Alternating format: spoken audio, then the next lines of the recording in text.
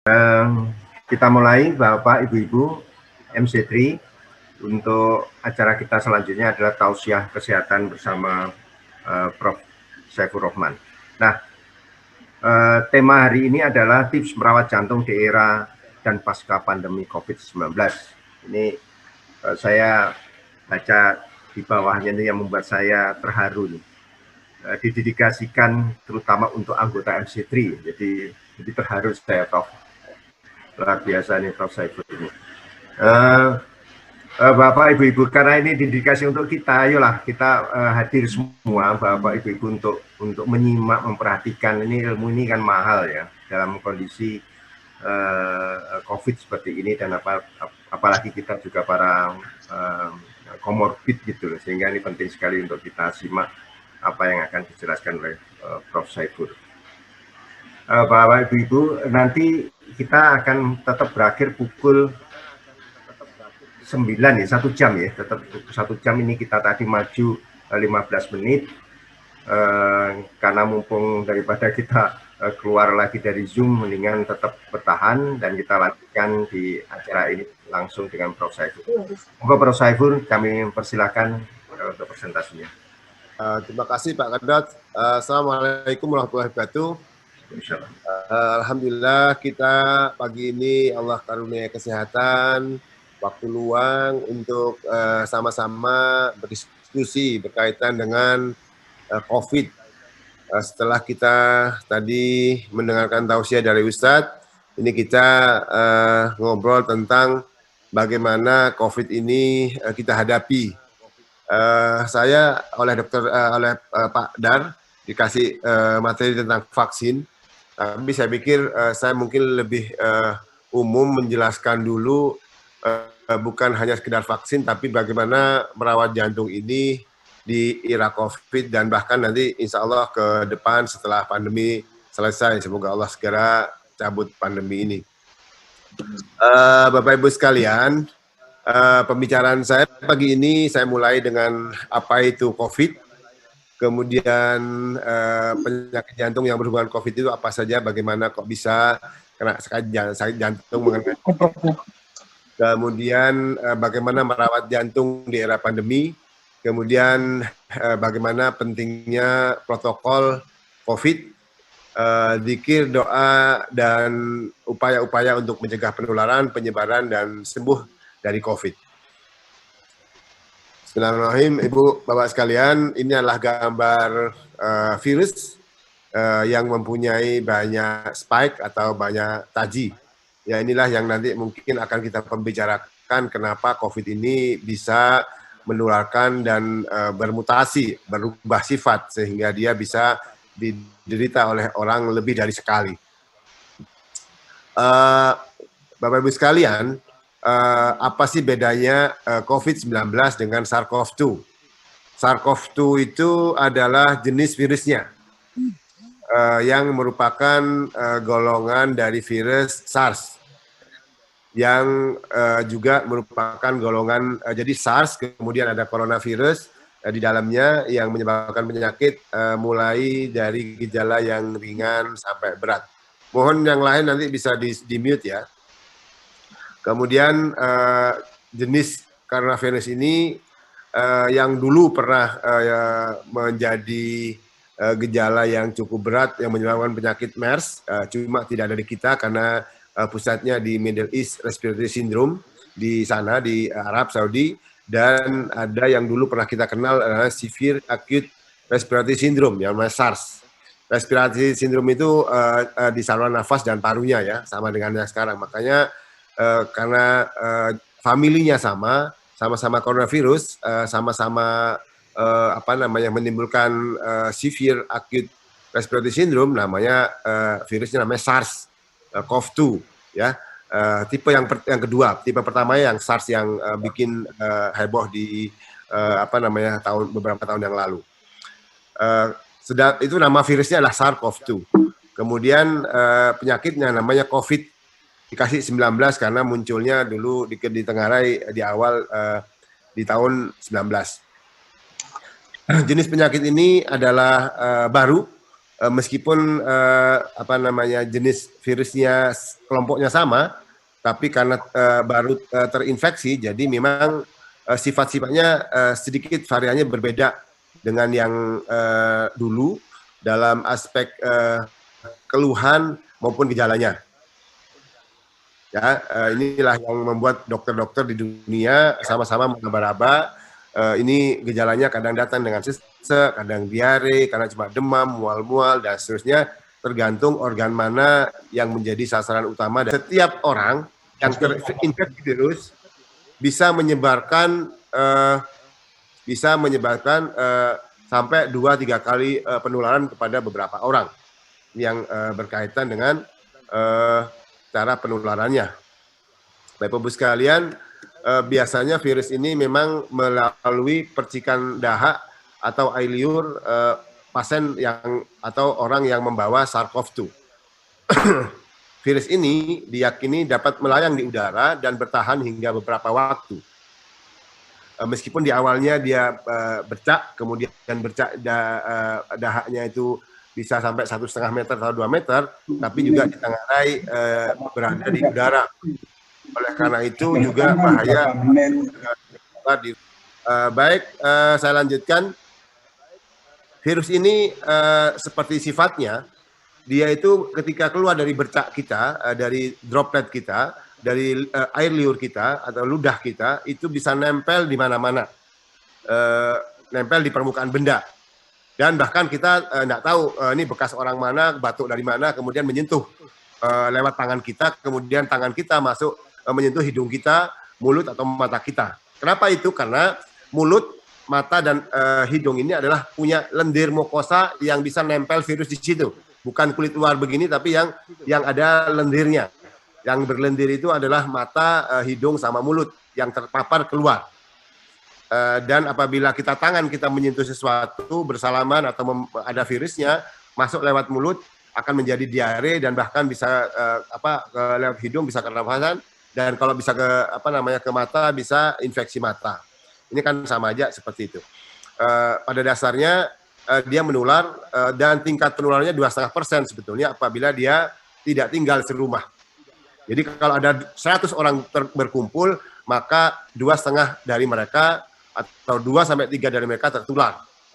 Kemudian kalau misalnya dia tidak serumah, maka kalau dia serumah maka menjadi berlipat-lipat 17% bagi mereka yang tinggal serumah dengan pembawa virus. Apabila kontaknya jarak dekat dalam waktu yang cukup lama. Lama berapa? Lebih dari 15 menit tanpa prokes.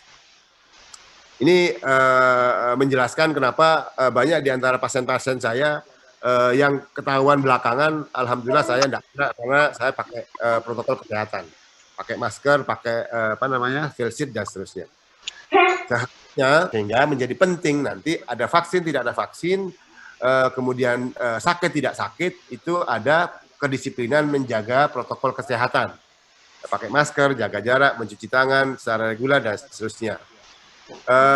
Di dunia sebetulnya angka fatalitasnya, case fatality rate ini adalah 4,4%. Jadi di antara yang 100 orang yang terkena, 4 bisa meninggal. Tetapi di Indonesia lebih tinggi, saya kira wajar karena mungkin pembaginya ini Indonesia tidak semuanya terdeteksi, sehingga pembaginya kecil. Jadi seolah-olah banyak yang meninggal, tapi sebetulnya yang OTG yang kena virus tapi tidak bergejala, tidak kehitung. Ini berkaitan dengan salah cara mereport aja. Inilah di awal-awal kita melihat begitu melonjak di luar negeri, kita landai-landai aja. Kenapa? Ya tidak ada PCR, tidak ada apa. Baru setelah ada PCR, baru ada yang akurat dari pemeriksaan, baru kita melonjak. Dan itu sebetulnya sudah lama berputar di antara kita.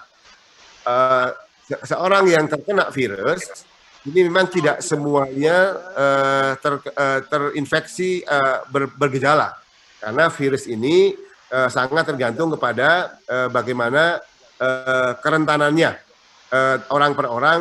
Jadi ada yang mempunyai imunitas baik, ada yang jelek. Kemudian ada yang dia mempunyai komorbid, ada yang enggak. Jadi ada kebiasaan habit dari makanan yang berprotein tinggi, ada yang enggak. Ya, kemudian ada orang-orang tertentu yang biasanya memang kurang istirahat, kemudian kena dan seterusnya. Sehingga meskipun sama-sama ketularan virus, belum tentu dia berat dan meninggal. Bagi yang mempunyai ketahanan tubuh yang bagus, ini akan bagus. Nah, inilah yang kita khawatirkan pada sakit jantung. Sakit jantung ini ketika jantungnya kena, itu bagi yang sudah sakit, ini mudah untuk kambuh atau meninggal. Nah, ini yang menjadi penting. Nah, tapi kalau orang sakit jantung diobatin, kemudian tidak terkena, nah itu alhamdulillah tidak apa-apa. Kemudian yang kedua adalah faktor virusnya. Faktor virus ini ada yang ganas, ada yang biasa-biasa. Virus itu sekarang sudah banyak perubahan atau mutasi sifatnya, sehingga kadang-kadang tidak dikenali penyakitnya, kemudian orang hanya sekedar demam-demam biasa, tiba-tiba terlambat datang kemudian dan gagal nafas misalnya. Itu yang menjadi penting. Belum lagi masalah environment berkaitan dengan temperatur, kelembapan, dan seterusnya. Ini manula akan sangat rentan, makanya kita jaga Bapak Ibu kita yang sudah manula ini, dengan diri kita menjaga diri sehingga tidak menularkan kepada orang lain. Gejalanya adalah seperti yang kita tahu dan sudah dipahami, pernafasan akut yang bisa ringan, bisa sangat berat, dan inkubasi itu rata-rata 5 sampai 6 hari, bahkan 14 hari. Inkubasi itu artinya mulai virus masuk tubuh ke kita sampai hari pertama muncul gejala itu bisa sampai dengan 14 hari. Makanya kadang-kadang ada orang yang sudah divaksin, ternyata hari kelima pas demam. Mungkin dia 12 hari yang lalu sudah kena virus duluan. Jadi dia keduluan virusnya daripada vaksinnya. Bukan karena vaksinnya yang menyebabkan dia terinfeksi dan menyebabkan gagal nafas, misalnya begitu. Jadi ada yang manifestasinya karena virus ini masuk lewat pernafasan, lewat mulut, lewat hidung, lewat mata, itu tidak berhenti di situ. Dia akan tersebar ke seluruh tubuh, ke dalam tubuh kita lewat darah virus itu. Jadi kalau dia nempelnya di pembuluh darah, maka bisa ada bekuan darah atau ada keradangan di plak yang tadinya sudah ada di jantung, sehingga bisa serangan jantung. Kalau dia di otak, maka bisa bikin stroke. Kalau bisa dia kena ke tempat yang lain, misalnya ke usus, maka dia bisa diare, bisa menyeluruh ke seluruh tubuh lah, bisa kena liver dan seterusnya. Ini kenapa akhirnya meskipun gejala awalnya sama, tapi manifestasi orang per orang, ada yang sesek, ada yang kena jantung, ada yang stroke dan seterusnya. Sehingga ini kadang-kadang besar kemungkinan bahwa dia itu kesulitan nafas mendadak karena dianggap flu biasa, itu bisa. Dan setelah difoto baru kelihatan ada infeksi di kedua parunya. Berbeda dengan infeksi biasa, virus ini karena memang sistemik melalui darah, maka yang kena bukan satu paru, mestinya dia biasanya 2 paru. Berbeda dengan yang bakterial yang hanya 1 paru misalnya. Kemudian bisa menyebabkan kematian, di mana gagal nafasnya bisa menjadi gagal nafas karena parunya, atau gagal nafas karena dari paru jantungnya kena, meninggalnya karena jantung. Jadi kan menjadi penting orang yang sakit jantung ini menjaga diri dari awal, itu lebih utama, lebih bagus daripada terkena COVID. Gitu kan. Bagaimana kalau sudah kena jantung? Nah, kalau COVID kena pasien dengan penyakit jantung akan mudah kambuh jantungnya. Orang yang sehat pun kadang-kadang kena pertama kali virus itu kena jantungnya. Kita melihat dari beberapa varian virus ini, ada yang ke usus, ada yang ke mata, ada yang ke paru, bahkan ada yang ke jantung. Jantung itu bisa keradangan sel jantung, bisa pembekuan darah, bisa berkaitan dengan yang lain atau irama atau apa ya. Jadi bisa yang lain. Bisa juga kena ginjal, bisa kena liver dan seterusnya. Karena ini bisa virus dibawa darah kemana-mana. Yang di jantung biasanya adalah serangan atau bekuan darah yang membuntu pembuluh darah. Kemudian ada langsung ototnya yang kena, sehingga dia tiba-tiba sesak nafas begitu, dan lemah jantungnya. Namanya miokarditis. yang biasanya sangat sesak dan susah tertolong. Bagaimana yang sudah kena jantung atau sudah pernah sakit jantung untuk merawatnya? Yang penting adalah bagaimana kita bagi yang punya diabetes, yang punya hipertensi, yang kolesterol tinggi, yang merokok itu semuanya dikontrol. Karena kalau tidak terkontrol, diabetes tidak terkontrol, hipertensi tidak terkontrol, dislemia tidak terkontrol, akan ketika kena COVID itu akan parah. Tetapi kalau terkontrol tidak. Nah, ini kan berkaitan dengan merokok juga begitu. Orang yang merokok akan mudah ketika kena COVID akan parah. Kemudian yang kedua, bagaimana dia menjaga imunitas tubuh. Imunitas tubuh itu dijaga dengan makanan, dengan kebugaran. Jadi olahraga ringan sampai sedang, kalau bisa 4-5 kali seminggu, per sesinya itu 30 menit. Tidak usah berat-berat, asal bisa untuk menjaga imunitas, salah satunya adalah olahraga dan cukup tidur. Kemudian yang obat-obatan untuk mengendalikan sakit jantung, kolesterol dan faktor risiko yang lain, termasuk hipertensi dan obat jantung yang seperti biasanya harus tetap diminum. Seperti pengencer darah, itu harus diminum. Karena ketika nanti ada serangan, misalnya kena COVID, darahnya kental, ya tambah kental. Tapi kalau sudah ada pengencer darah, maka ketika kena COVID, mungkin insya Allah darahnya tidak terlalu beku. Dan yang paling penting justru adalah kontrol teratur. Karena kontrol inilah yang bisa melihat dari awal, dan saya sudah sering mendeteksi orang sakit jantung itu saya yang menemukan. Oh ini COVID ini, baru di awal-awal segera dikontrolkan ke dokter paru sehingga tidak terlambat. Kemudian kalau misalnya ada sesuatu di jantung yang belum tuntas, itu harus dituntaskan. Misalnya penyempitan parah, perlu pasang ring, segera pasang ring. Kenapa? Kalau belum dipasang ring, dia itu mudah buntu kalau ada COVID. Mereka yang seharusnya di-bypass, tidak di-bypass, karena kita kena COVID, maka akan lebih parah. Makanya yang sudah kena, yang sudah pasang ring, yang sudah bypass, pembuluh darahnya sudah lancar, tidak ada pembuntuan lagi, maka itu akan lebih ketika kena COVID, maka itu lebih ringan terhadap beban jantungnya daripada yang belum diapa-apain. Inilah berkaitan dengan pencegahannya bagi pasien jantung dengan SARS-CoV-2, ada yang kena virus ya, yaitu mencegah diri, mencegah dengan tadi lebih baik dan lebih murah, lebih aman dengan cara diri dan lingkungannya. Jadi anak-anak kita atau teman-teman kita juga menjaga diri supaya tidak menularkan kepada kita. Jaga imun dan terutama adalah vaksin. Nanti kita akan berbicara tentang vaksin. Yang kedua adalah ketika ada gejala demam, gejala batuk, pilek, segera berobat. Justru jangan dibiarkan. Takutnya itu adalah jenis SARS-CoV-2 atau COVID-19 penyakitnya. Ketika yang sudah pernah kena, itu kadang-kadang darahnya beku berlama-lama. Ada pasien saya tidak pernah ke jantung, tidak pernah apa. Ketika ke saya tanya, kenapa beku darahnya? Ternyata memang dia pernah kena COVID. Dan sisanya masih ada gejalanya, dan itu kita obati supaya tidak beku darahnya dalam aspek pembuluh darah. Karena mereka yang sudah pernah terinfeksi atau resiko tinggi, maka tetap jagalah prokes. Meskipun sudah divaksin, prokes tetap dijaga supaya tidak tertular lagi. Seperti yang saya katakan, orang yang sudah pernah COVID belum tentu ada dia bebas COVID, karena ada varian baru virus sejenis yang bisa menginfeksi lagi bagi mereka yang sudah terinfeksi karena dia ada mutasi atau perubahan sifat dari virusnya. Inilah berkaitan dengan pentingnya prokes. Bagaimana protokol kesehatan? Nanti kita akan menjelaskan bagaimana protokol kesehatan dan upaya-upaya ketika kita bisa berlindung dari virus ini. Yang pertama, kenakan masker. Kita sudah tahu ketika sesuatu yang sangat penting untuk kita melindungi diri dan orang lain saat di luar rumah, kita pakai masker.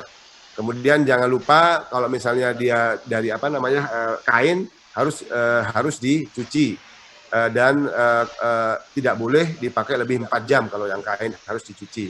Kemudian kalau masker yang disposable itu juga diganti tiap hari. Kemudian hati-hati untuk membuka masker di tempat umum karena bisa jadi pas sedang kita buka itu ada virus nempel di kita. Kemudian jaga jarak dalam setiap saat, dalam setiap waktu, karena ketika dia 1,5 itu adalah jarak batuk. Kalau batuk, kalau kita dekat-dekat maka kita kena batuknya, maka kita kena infeksi. Tapi kalau lebih dari 2 meter, karena droplet batuk kita itu tidak sampai ke kita, ke tanah, itu lebih aman. Ya, ini berkaitan dengan makanya nanti akan ada droplet-droplet yang terhirup ketika kita terlalu dekat dengan mereka yang batuk. Kemudian cuci tangan, kita tahu cuci tangan ini menjadi sangat penting ketika kita di luar, apakah memegang sesuatu, pegangan ini, pegangan pintu, pegang pasien, dan seterusnya.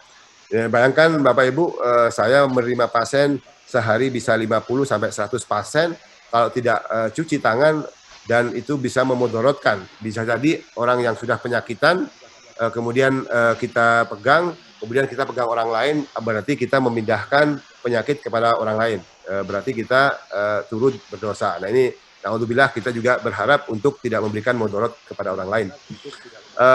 Ini kalau misalnya tidak perlu sekali, jangan kontak langsung. Batasi 15 menit kalau memang mau kontak. Hindari jabatan tangan langsung. Kemudian kalau misalnya ada pengajar segala macam, online lebih bagus seperti yang sekarang. Nah sekarang Ibu sekalian, di zaman penularan begini, kita tuh punya 2 pilihan. Di rumah saja, tidak berhenti dengan seorang, atau bergerak seperti saya ini, bergerak tapi harus selalu di screening.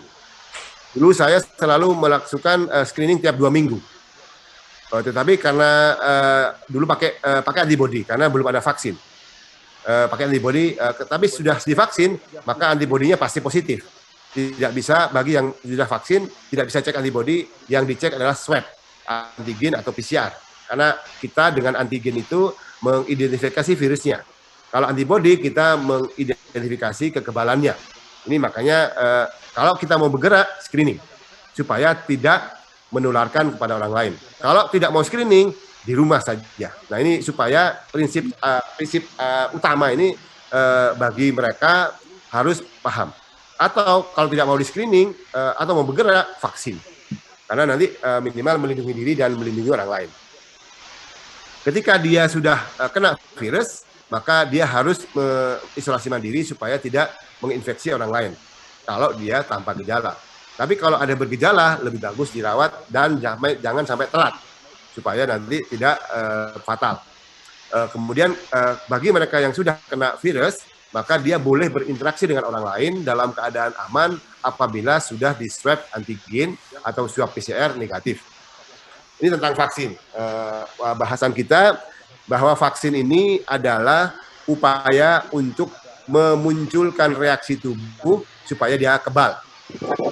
Nah, jadi yang vaksin yang sekarang memang dibuat cepet-cepetan, makanya perlu dipilih-pilih yang bagus yang mana.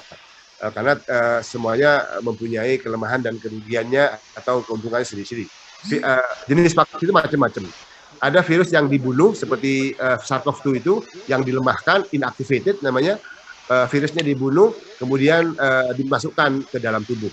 Ada yang dilemahkan. Ada yang bagian proteinnya saja.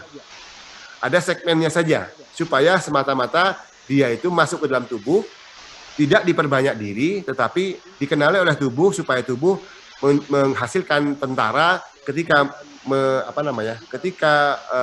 ada virus lain yang masuk, dia sudah tahu ada tentaranya untuk melawan itu. Kemudian ada beberapa mutasi, ini yang bahaya. Mutasi itu kalau dia mutasinya pas di spike-nya, yang di tempat nempelnya, karena sudah mutasi, dianggap seolah-olah baru. Karena baru, maka belum ada tentaranya mengenal. Dan ini dia bisa terinfeksi lagi. Untuk yang Sinovac, katanya ditunggu sampai dengan sampel banyak, fase 3-nya baru berjalan. Efektivitasnya untuk Sinovac 50-60%, yang AstraZeneca itu 90%, yang Moderna juga 90%. Cuma dia belum masuk ke sini. Kemudian bagaimana bisa terjadi reinfeksi pada COVID? Bisa. Bahkan setelah vaksin bisa. Yaitu tadi, dia tertular virus di mana virusnya sudah berubah wujud, sehingga ketika masuk dia tidak dikenali oleh tentara tubuh, sehingga dia terinfeksi lagi. Tentunya setiap vaksin itu ada efek samping. Kenapa efek samping? Nanti akan saya jelaskan. Ini tujuan dari vaksin adalah memang vaksin itu diupayakan untuk meningkatkan kekebalan seorang secara aktif untuk melawan antigen yang ada. Dia berupa antibodi, yaitu merangsang pembentukan zat anti tubuh yaitu antibodi sehingga kebal terhadap penyakit ini, mulai dari yang ringan sampai yang berat. Antigen yang diberikan dibuat sedemikian rupa sehingga dia tidak menimbulkan sakit, akan tetapi mampu dikenali oleh tubuh sehingga dia sudah punya tentaranya, gitu gambarannya. Ini Bapak Ibu sekalian, kalau virus itu masuk ke dalam tubuh, ini virus masuk ke dalam tubuh, tubuh kemudian membuat respon imun yang berfungsi untuk mengenali supaya dia siap tubuhnya ada pengenalnya. Kalau dia berupa virus yang hidup, maka dia direplikasi, diperbanyak oleh tubuh. Tetapi kalau dia yang disuntikan berupa vaksin yang sudah dimatikan, yang sudah inactivated, maka perbanyakan replikasi dari virus itu tidak terjadi. Yang terjadi hanya respon imunnya. Ini berkaitan dengan kenapa kalau yang virus murni itu lebih parah, karena ada upaya replikasi dari 1 menjadi 2, menjadi 4, menjadi 16 dan seterusnya. Tetapi kalau vaksin virus yang diinaktivasi, dia cukup dikenali, dengan pengenalan itu kemudian dia akan membentuk tentara tubuh yang ketika ada yang sejenis dengan itu, yang tidak mutasi, maka dia kebal, kan? Selain virus, nanti kita akan berbicara berpanjang-panjang tentang vaksinasi, tapi jangan lupa bahwa virus tadi berada di tempat yang mudah tertular, pada ventilasi yang jelek, di mana dia bertahan beberapa jam di dalam ruangan, terutama ruangan yang ber-AC yang lembab, yang tidak tidak berventilasi bagus, makanya perlu dibuat ventilasi 2 arah kalau mau bertemu. Jadi kami juga di FK atau di kampus UB, ketika ada pertemuan di dalam ruangannya di kiri kanannya itu dibuka jendelanya supaya ada flow dari udara. Kemudian kalau perlu ada exhaust fan, atau kalau misalnya bisa AC-nya di lap secara rutin dengan alkohol.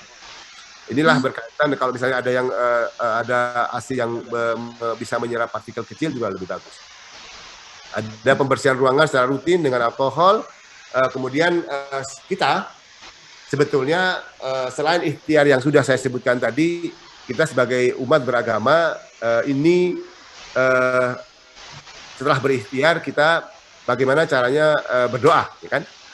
Bahwa sebetulnya dari hadis-hadis dari agama saya menyebabkan bahwa salah satu penyebab dari wabah ini adalah karena orang-orang yang melakukan perbuatan keji terang-terangan seperti zina, homer, judi, merampok, bakhil. Ini adalah terang-terangan, dan inilah Allah cobai kita dengan wabah yang tidak pernah ada. Dengan kita mencegah nahi mungkar, mencegah keburukan keji, itu akan menghilangkan wabah. Demikian juga wabah ini bisa dicegah dengan perbuatan-perbuatan yang baik yang dapat menghindari diri kita dari kematian yang buruk dan berbagai penyakit. Jadi berbuat amal soleh ini salah satunya Allah lindungi dari kematian buruk dan wabah penyakit. Dan diantaranya yang paling manjur untuk memberantas penyakit bagi yang sudah berpenyakit adalah berbuat baik, berzikir, berdoa, tidak sombong, rendah hati, serta bersungguh dan tulus dalam memohon kepada Allah serta bertaubat. Ini cara untuk memberantas penyakit. Beberapa amalan ini memiliki pengaruh yang lebih besar dalam menolak berbagai penyakit dan menyembuhkan secara alami, di samping penyembuhan dokter. Ini adalah tip-tip yang kita dianjurkan oleh agama kita. Tentunya masing-masing agama mempunyai cara sendiri. Silakan. Kemudian kita tidak kemana-mana. Kata Rasulullah, apabila mendengar wabah di suatu negeri, maka janganlah kamu datang ke sana. Inilah pentingnya untuk tidak mudik untuk kita berkaitan dengan sementara. agar tidak saling menularkan. Kalau sudah ada wabah di dalam situ, jangan keluar. Kemudian inilah yang menjadi penting dalam aspek isolasi mandiri dan teman-teman yang lain, usaha-usaha yang lain. Kemudian banyak zikir-zikir, salah satunya Bismillahirrahmanirrahim, la yadurru ma'asmihi syai'un fil ardi wa la fis sama' wa huwas samiul alim. Terhindar dari balak-balak yang ketika dibaca pagi sore, ini insya Allah melindungi kita dari itu. Kemudian berdoa selalu pada Allah, kita berdoa selain usaha untuk dilindungi dari penyakit. Beberapa doanya ini adalah salah satu doanya adalah Allahumma inni a'udzubika min azal wal kasal wal bukhl wal haram wal qaswa wal ghaflah wal dhillah wal maskanah wa a'udzubika min al faqr wal kufr wal syirk wal nifaq wal sum'ah wal riya, dan yang terakhir minas soma wal baqam wal junun wal baras wal judan wa sa'il asqam. Jadi dari berbagai keburukan penyakit kita berlindung pada Allah, ya. Ini adalah berkaitan dengan doa-doa yang bisa kita jalankan. Ini ringkasan saya adalah bagaimana kita tahu bahwa COVID ini menular dan terutama akan fatal ketika kena jantung bagi yang berpotensi. Maka hendaklah faktor risiko diabetes, gula, kolesterol, rokok semuanya dihindari atau dicegah, dikendalikan, kemudian jaga imunitas. Kalau bisa vaksinasi bagi mereka yang sudah dalam kondisi stabil selama 3 bulan berturut-turut dan tensi di bawah 180 bisa berobat, bisa dilakukan vaksinasi. Bagi yang sudah terinfeksi, isolasi mandiri kalau tanpa gejala dan segera berobat ketika ada gejala sampai sembuh, sampai negatif supaya tidak menularkan orang lain.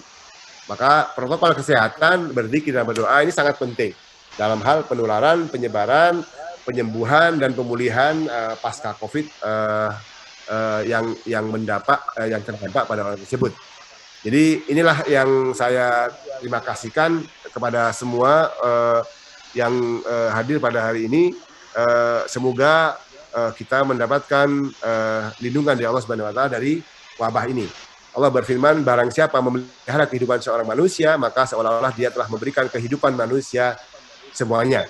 Jadi memelihara itu tidak hanya dokter, tapi kita melindungi keluarga kita, melindungi diri kita, melindungi tenaga kita, kan? Kemudian beberapa hal yang kita selalu tolong menolong supaya Allah menolong kita di hari kiamat nanti. Demikian dari saya. Sekilas saya tambahkan bahwa nanti bisa ada pertanyaan-pertanyaan dan akan banyak pertanyaan yang akan muncul dan saya jawab satu